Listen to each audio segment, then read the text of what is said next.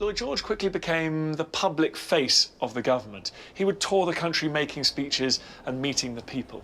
He gave one particularly famous speech in London on the 19th of September 1914, just a few weeks after the outbreak of war.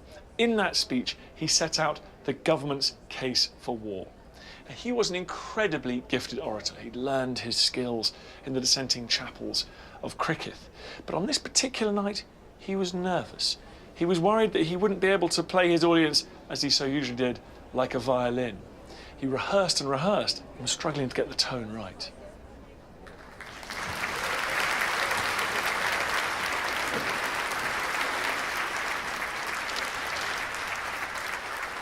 My lords, ladies and gentlemen, he started. I've come here this afternoon to talk to my fellow countrymen about this great war and the part we ought to take in it. And he went on to list the reasons why he thought it was correct that His Majesty's government had sided with Belgium and France against Germany.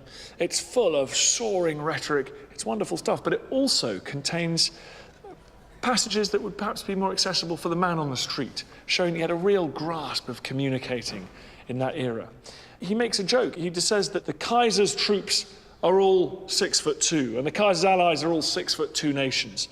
But the world owes much to the little 5'5" nations. A reference, of course, to places like Belgium and Wales, but also a reference to his own height. He was only 5'6", and the audience loved it. We're told they laughed. It's difficult now to fully grasp how good he was as a speaker. Lloyd George was kind of more outgoing, more communicative, more willing to listen to other people. And the way that he described his experience of speaking was that he felt that he could actually sort of see into the minds of his audience, that he could read them, he could understand what their thoughts and feelings were, and was then able to play back to them what they really wanted to hear. Towards the end of the speech, one of the most powerful sections deals with the opportunity for young people to get involved, to enlist and fight for king, empire, and the cause of civilization. He says, I envy you young people your opportunity. It's a great opportunity, an opportunity that comes only once in many centuries to the children of men. For most generations, sacrifice comes in drab and weariness of spirit. It comes to you today, and it comes today to us all in the form of the glow and the thrill of a great movement for liberty that impels millions throughout Europe to the same noble end.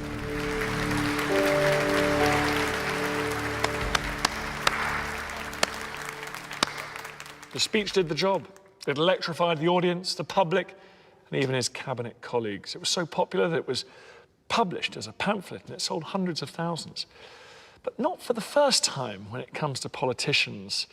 David Lloyd George's real feelings didn't quite match his soaring oratory. At exactly the same time that he was down here in London eulogising the sacrifice of young men in the name of liberty, he was also writing to his wife, who was up in North Wales, about their sons, Gwilym and Richard. I've got the letter here. It makes interesting reading. He wrote, they're pressing the territorials to volunteer for war. Gwilym mustn't do that yet.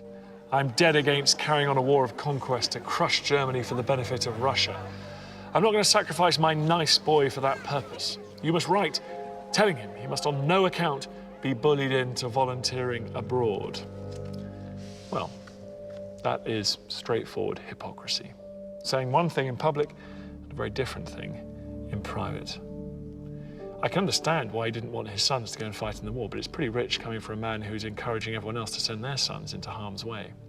Eventually, the two boys did go and fight on the Western Front, but I think that really shows Lloyd George to be the slippery customer he definitely was.